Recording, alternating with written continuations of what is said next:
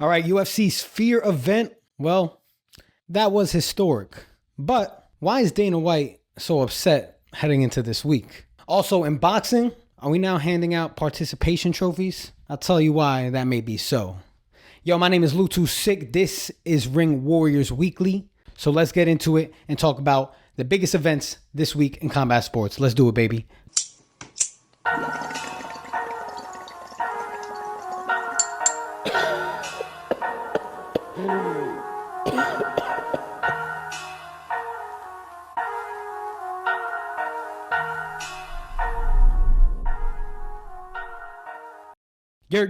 What's poppin', y'all? It's your boy Lutu Sick coming to you in the lab. It is Tuesday, coming off a legendary, I'll say it was a legendary UFC 306 event.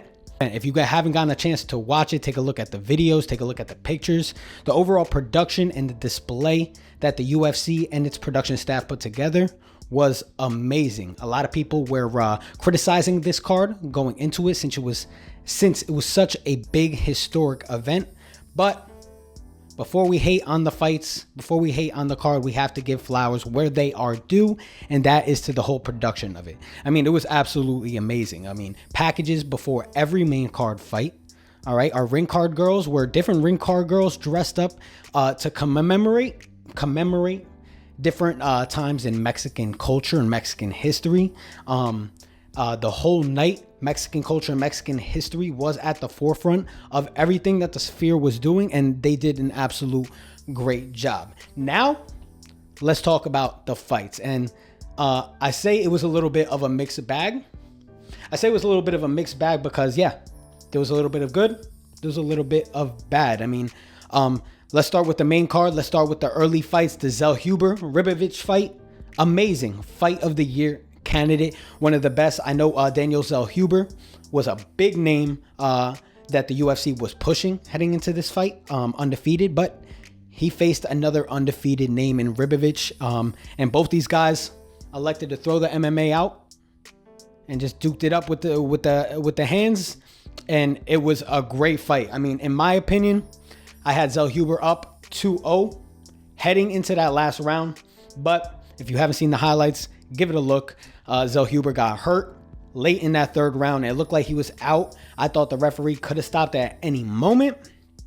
Thank God it didn't, because it ended up producing one of the most memorable moments from the card. If you guys remember, Zellhuber and Ribovic just completely swinging it out up until the final bell of the third round.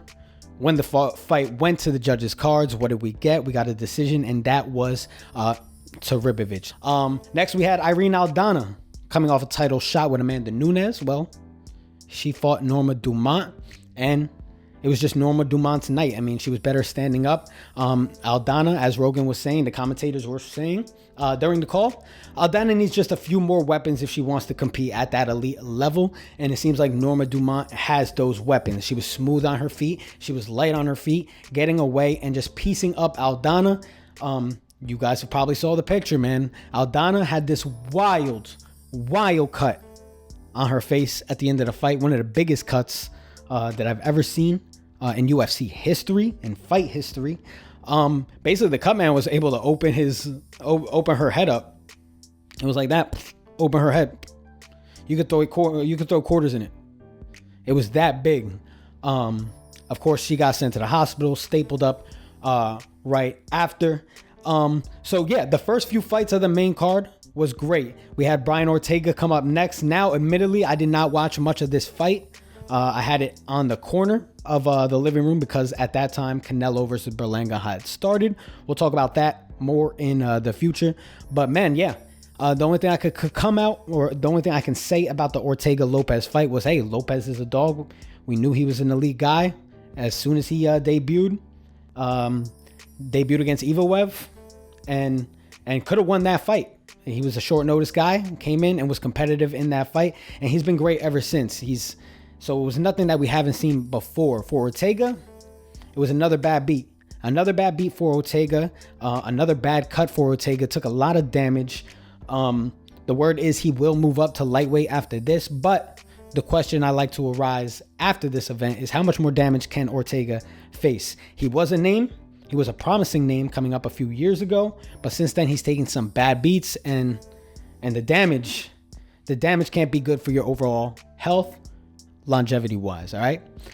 Now let's get to, that was perhaps the peak of the event. Let's get to the downturn. And unfortunately, the downturn of the event was the co-main and the main event fights. Co-main was Alexa Grasso versus Valentina Schevchenko, number 3. And in that fight was just flat. It was just flat for Grasso. Schevchenko came in and she was ahead at every single part of the fight. When it came to striking, when it came to grappling, she grappled the hell out of Grasso, wrestled her, basically laid and prayed her for the 5 rounds, getting an easy decision. On Grasso's face, you saw that, she just, her will was broken. She just fell flat. She seemed flat. There was something off about her on this night. And it's very unfortunate that it happens on Mexican Independence Night, Noche UFC. So an unfortunate way to end her reign with the belt. For Schevchenko, hey, she's back to being champ, and it's back to something that I thought was going to happen all along. If you look at the 3 fights, I believe the second one was a draw, which was a robbery that should have went to Schevchenko. And in the first fight, Grasso might have won, but Schevchenko was vocal before those fights even started that the will or the encouragement to compete after being champion so many times, dominating like she had, wasn't there as much as it once was. So one can honestly say that Grasso caught her slipping. This fight here is to me a more of an honest representation of what we would get with both fighters on their game, and I think that's Schevchenko comfortably winning by decision. Now let's move on to the main event. It was a fight that we were all waiting for. Our boy Sean O'Malley, the Sugar Show, versus Merab Dvalishvili. All right. And yeah, this is a fight, years in the making, man. These guys have been talking to each other for years. We all remember when Merab showed up with O'Malley's jacket, or took O'Malley's jacket in the octagon. We all know O'Malley beat Merab's best friend, and that's Aljo Sterling, the prior champion. So there was some bad blood, but there was bad blood with respect, I believe, on both sides. And then when the fight started, man, it was just more the case of what we saw in the prior fight. Sean O'Malley, the returning champ, just came out flat, and you saw him. There seemed something off when he walked out. When he walked out to the octagon, he did not have the similar energy that O'Malley has. He was chill, he was calm, which he usually is sometimes, but it just seemed flat. It seemed like he was more in awe at the moment. And it showed once the bell rang.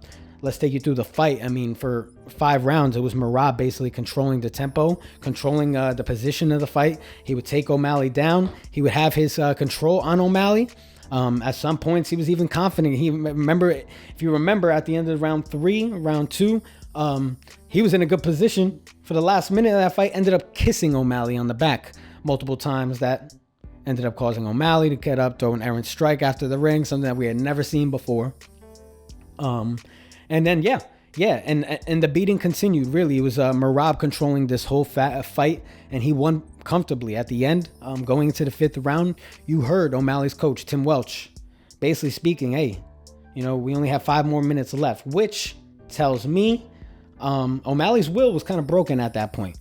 He was dejected, he was discouraged, and he just needed to get through that. So credit to Merab, because I think that he did break O'Malley in this fight. Now, the reason why at the top of this I said Dana White can't be too happy heading into this week is because we heard it post-fight after the event, man. He said after the event, he was speaking to reporters, and he was like, hopefully any new fans to the sport turn the event off at the co-main and the main event, just because those were 2 boring fights. Let's be honest. There are MMA fans, a hardcore MMA fan will watch that fight and be totally fine with that. But the casuals, especially the casuals who are watching because it's a Sphere event, the ones like my fiance, the ones like her friends who were with us, they were bored. They all walked out. I was the last one standing. Now, make matters worse, the guy that won was Merab. Merab doesn't have a too appealing fighting style. He's not too appealing of a character that's going to sell tickets in a title fight. With O'Malley, you had the whole hype train that was behind O'Malley. Where does this hype train go? Who knows? It wasn't a great performance, so his brand definitely takes a hit after this. But you know, you get him into another good matchup, a good knockout, get the ball rolling again, get him talking his ish, and you can start making money with him again. But with Merab, I don't see Merab selling more than 200,000 pay-per-views, main eventing himself. I know the UFC is angling for an Umar Nurmagomedov fight with Merab, and that fight could do numbers, but that is mainly because of Umar Nurmagomedov, the name that the Nurmagomedov, all the credibility that the Nurmagomedov name does bring. So one would have to think that does numbers. But if I'm Dana White today, I'm a little worried. All right, my two new champions, we got Merab and Belal Muhammad. Both of those guys are wrestlers. Both those guys are known for boring fights. Now, part of the event, we got the announcement at UFC 309. Jon Jones will be facing Stipe Miocic finally at Madison Square Garden. So hopefully that one goes down. We'll do a preview of that. Also, interestingly enough, they announced that Michael Chandler, well, my man, he lost out on the McGregor sweepstakes, the red panty night, because he will end up facing Charles Oliveira in a rematch. All right, that's gotta be a heartbreaker for Chandler, who was hoping to get that big payday. Any McGregor fight is a payday. He was hoping to get it. He did the Ultimate Fighter. He was beefing with him for over a year, sat out for over a year. But at some point, you got to get into the octagon. Your career got to move forward. And apparently, we will see that at UFC 309. So make sure you guys just keep a lookout. We'll do some previews about those fights, talk about that event as it comes forward. Moving forward on Saturday, we also had the boxing matches right down the street from the UFC Sphere event. That was Canelo Alvarez versus Edgar Berlanga. And really right after that card, man, the only thing I'm going to have to say, we also had Caleb Plant fought. He got a great win and a gritty performance against McCuskey. But we're only going to focus on Berlanga and Canelo right now. And the one thing I want to say is boxing shouldn't be giving out participation trophies like that. All right. Now, I know Berlanga didn't get knocked out, and that's good for him. But if we look at that fight, the whole fight on Saturday night, Canelo was just ahead the whole time. He was beating on him, beating on the body. The knockdown looked bad. All right. The knockdown looked bad. And yeah, Berlanga was there, but he wasn't really putting up too much of a fight, too much of a resistance going forward. Berlanga was resorting to the cheap tricks, the headbutts, the dirty boxing on the inside, getting Canelo mad. And I really feel like right now what we're seeing this week after the fight is he's getting a lot of credit for that, but less credit for actually being effective in the fight. But let's just be honest, Canelo was just that much better than him. You saw the skill difference here. Berlanga before this fight had never fought anybody over a C+. Canelo at this point in his career is an A- fighter. So a pretty easy victory for Canelo the whole way through. I mean, it was entertaining because Berlanga was trying to make it into a street fight. He was talking his ish, trying to get under Canelo's skin, but it was just all talk at the end of the day. It'll be interesting to see when Berlanga fights next. We all seen dudes who fight Canelo. They bounce out for a while. We still haven't seen Charlo. Where's Billy Joe Saunders, bro? They got their paycheck and bounced. I don't blame him, man. I really don't blame him. So, interesting to see what will happen next for Canelo. What name they will start shopping around next. Yeah, and it was all around a great weekend of fights, a great night of fights. I mean, Saturday you had football lead right into the UFC, lead right into the boxing. It's definitely a great night of violence.